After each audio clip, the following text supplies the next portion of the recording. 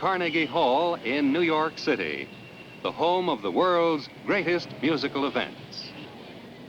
Today's event is one in a series of New York Philharmonic Young People's Concerts under the musical direction of Leonard Bernstein.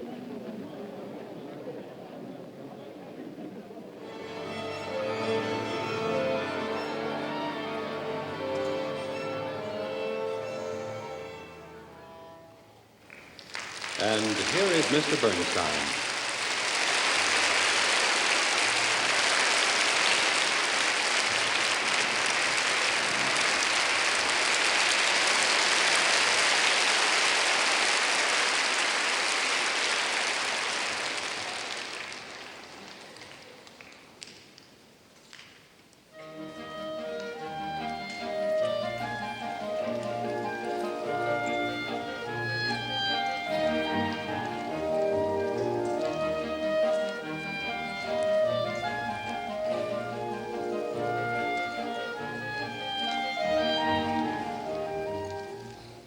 Now that's what you call a pretty tune, isn't it? Sort of like a folk song. Perhaps it makes you think of a song you may have learned in school or at camp. Somehow it has that folk song flavor, like something a lot of people might sing together in a bus or on a hike or around the campfire. But it's not sung in any of those places. It's not even sung at all. It's played by a clarinet, as you just heard, and it comes from a symphony by Mozart. Maybe that surprises you, because it seems so simple and natural, not like the kind of complicated, grand stuff we usually think of as being in a symphony. But folk songs and folk dances are really the heart of all music, the very beginning of music.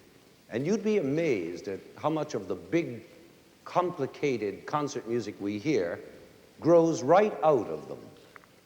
What is folk music anyway? Well, you see, folk music expresses the nature of a people.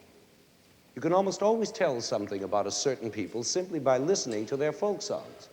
Of course, most of the folk songs we know belong to the past, when the different peoples of the earth were more separate from one another, and their characters and different natures were easier to tell apart.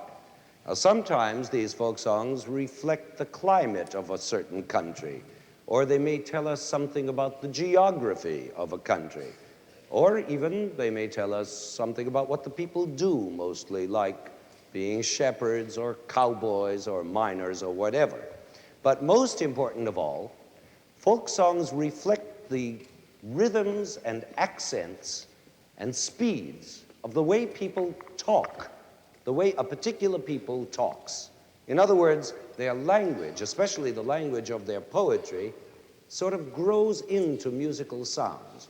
And those speaking rhythms and accents finally pass from folk music into what we call art music or opera or concert music of any particular people.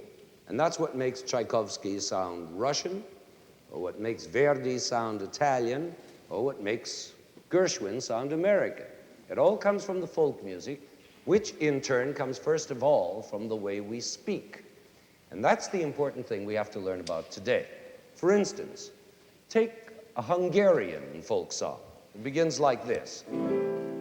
Jöjjön haza kedves anyám, jöjjön haza kedves anyám. Now, why do we know immediately that that's a Hungarian tune? I mean, besides the fact that it's got Hungarian words, it's because the Hungarian language has a strange thing about it. Almost all the words in it are accented on the first syllable. Jöjjön, haza, édes, anya. That's how you can always tell a Hungarian speaking English, because he always says, I don't understand because I am Hungarian. And that same accent naturally pops up in the music. Bum, bum, bum, bum. All the stresses belong at the beginning. And so it's just as natural when a great Hungarian composer like Béla Bartók writes his music that he should compose in that same accent. Just listen to this tune from his Bartok's beautiful piece called Music for Strings, Percussion, and Celesta.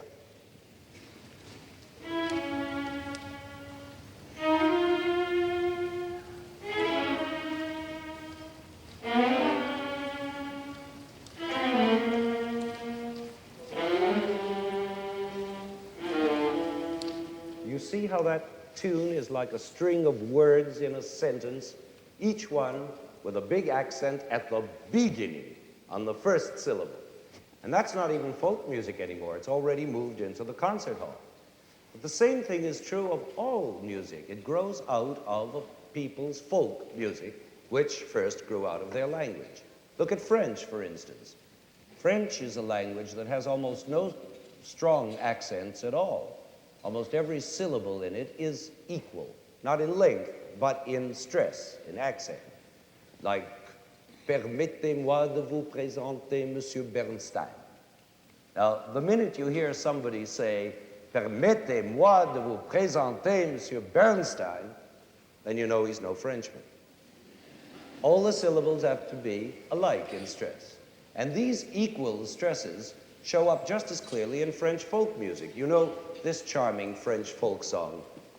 Il était un petit navire, il était un petit navire, qui n'avait jamais navigué, qui n'avait jamais navigué, ohé, ohé. You see how equal all those syllables are, just the opposite of the Hungarian song, because it's all smooth and even. Il était un petit navire. And that's exactly the smoothness and evenness that we hear in French concert music, like this phrase from Ravel's Daphnis and Chloe.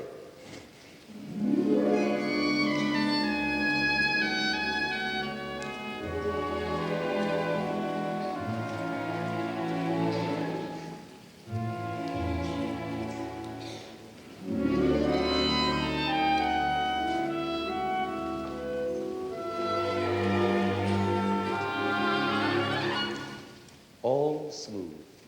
And so it goes through all the languages. Italian, for instance, is famous for its long, beautiful vowels. Volare, cantare, oh, ho, ho, ho. And so Italian music lingers on the vowels. But Spanish, on the other hand, doesn't linger so much on the vowels. The consonants are more important. Para bailar la bamba se necesita un poco de gracia y otra cosita. And so the folk music comes out crisp and rhythmic, just like the language. Para bailar la bamba se necesita un poco de gracia y otra cosita. Y arriba, y arriba, y arriba, ya.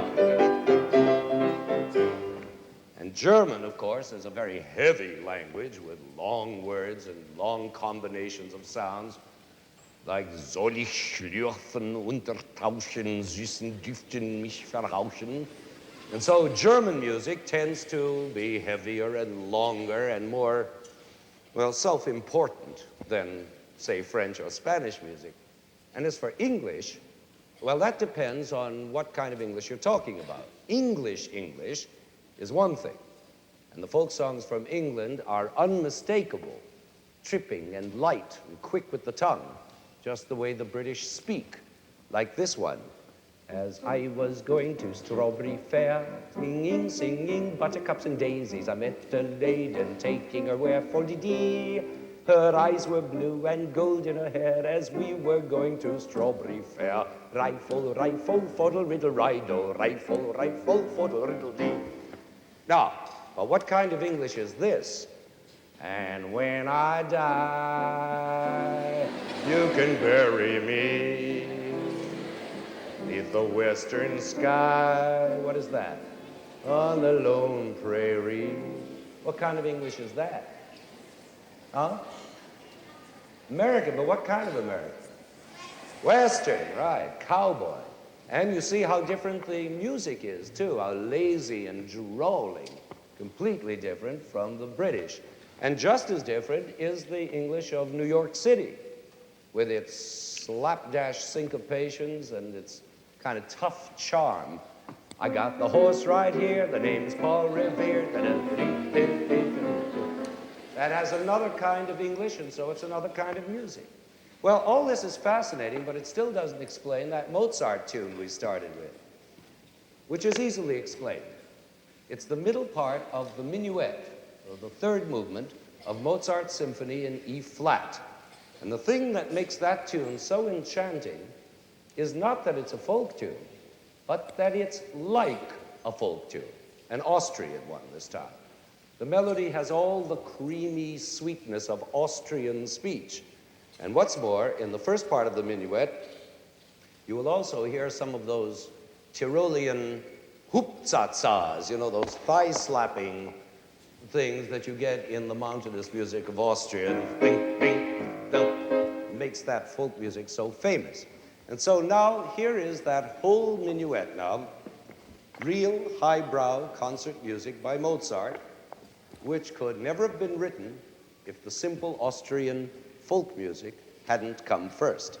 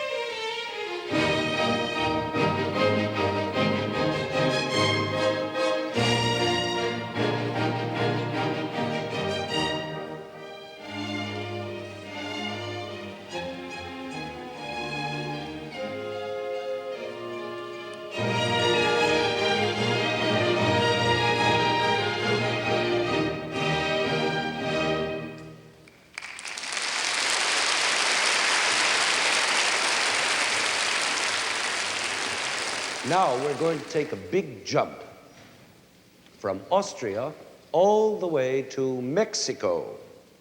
And this will bring us even closer to real folk music, not just music that's sort of like folk music, as we heard in this Mozart minuet, but music that is really based on old melodies and rhythms of the Mexican Indians. This is a short symphony in one movement only by the famous Mexican composer Carlos Chavez, and it's called Indian Symphony, or in Spanish, Sinfonía India. Perhaps the most wonderful thing about this exciting piece is the rhythms you'll hear in it. All kinds of rhythms, regular and irregular, in 2s and 3s and 5s and 7s, and every combination. We're not dealing anymore with little French songs or British ditties or cowboy laments. This stuff goes way, way back to a very old Indian civilization, which we now call primitive. Of course, we have very little idea of what their language sounded like way back then, but we can almost tell by listening to this music. It's choppy, unemotional, almost wooden, like Indians. In other words, primitive. But primitive music can be very thrilling, even if it's also quite limited. You see, it's usually just 5 notes, sometimes 6, over and over again, the same 5 or 6 notes, usually these.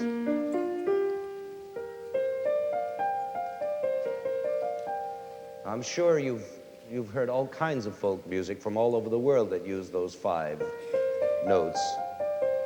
Old Chinese music, or Scotch bagpipe music. Only those 5 notes. And you can find it in African music or certain Hindu music, Malayan music, all over the place. Those 5 notes, and that's called a pentatonic scale. Now, here are the same 5 notes again, only this time they're Mexican Indians.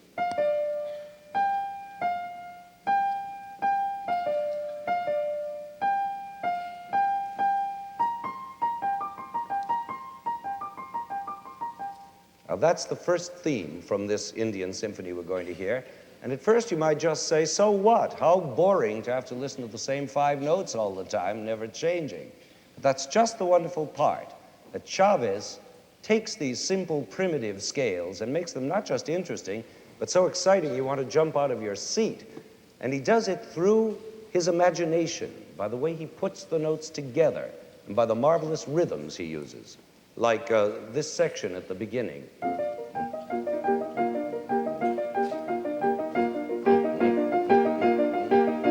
Now, of course, a lot of the excitement comes from the way he uses the orchestra.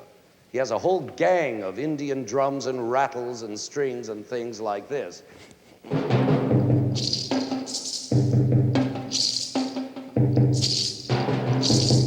And in addition to that, he has a xylophone that seems to have a primitive life of its own. It keeps going on no matter what the rest of the orchestra is playing with this. And then there are very strange shrieks and whistles that occur in the woodwinds. And of course, there are also some lovely melodies that Chavez makes out of his 5 or 6 notes. In fact, there's one you may all go out whistling. And there's a dance at the very end that builds up to such a pitch of excitement by repeating and repeating that I wouldn't be surprised to turn around at the end and find you all swinging in the aisles. Here is the Sinfonía India by Carlos Chavez.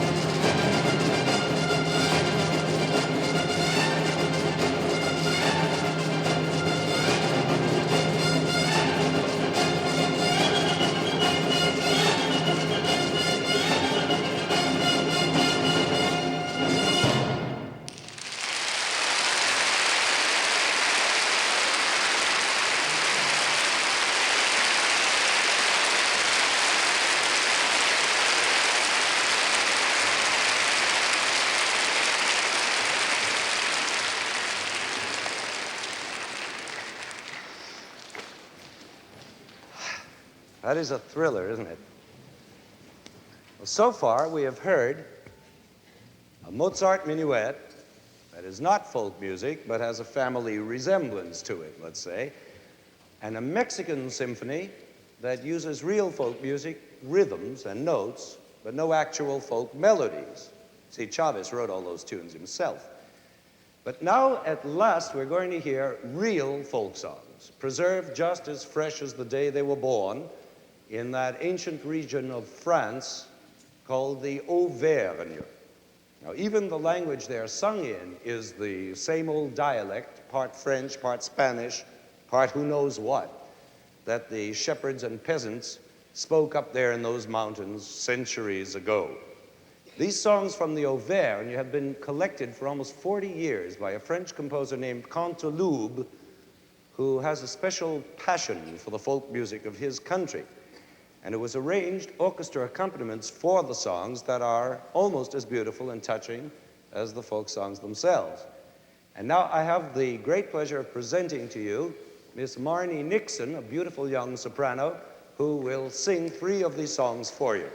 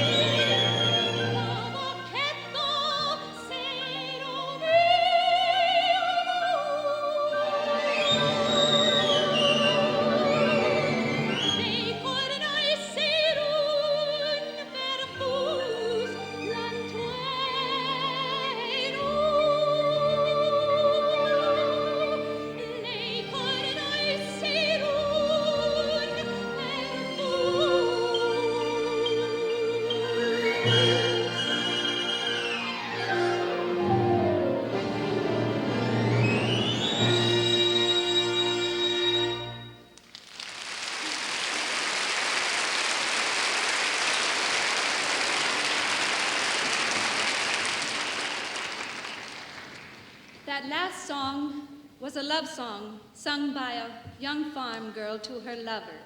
In this next song, the same girl sits down to her spinning wheel and spins. And she says, When I was a little girl, I used to watch the sheep. And then she spins a little and she makes fast little spinning sounds. Then she says there was a shepherd with me, and he helped me watch the sheep. He asked me for a kiss, and out of gratitude, I gave him 2. Then she spins again and says,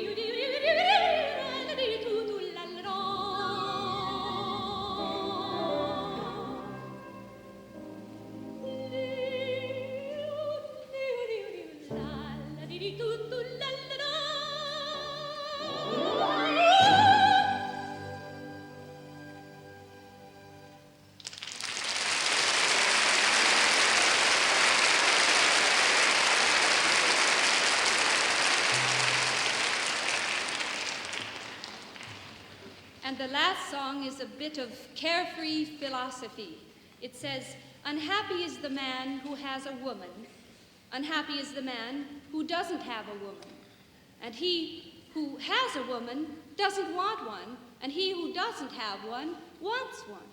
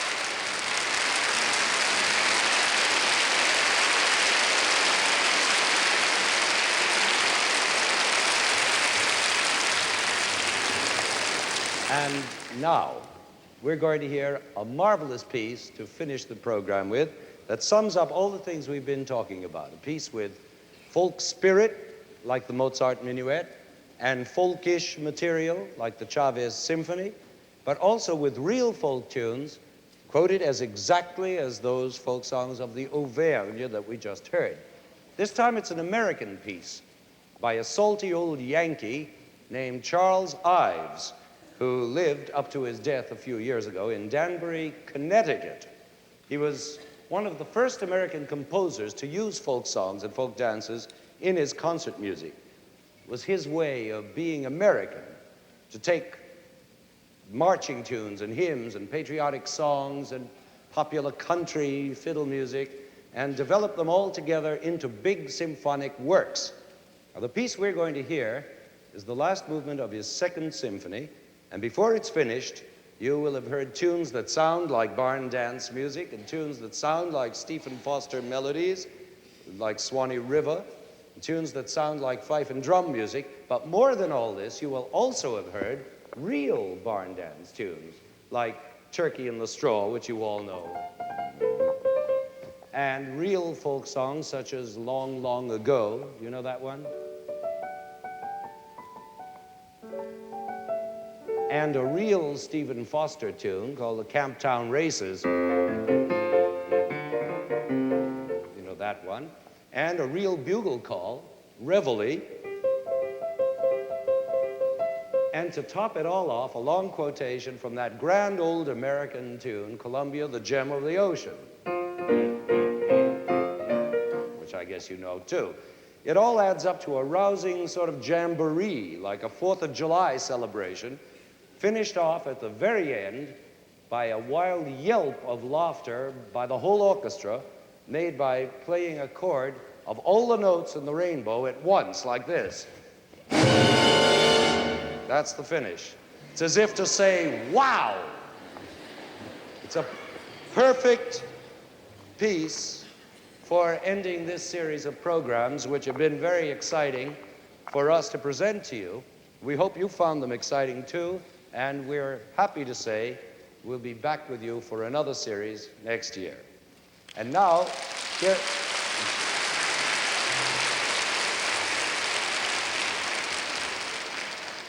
here is the final movement of the Second Symphony by Charles Ives.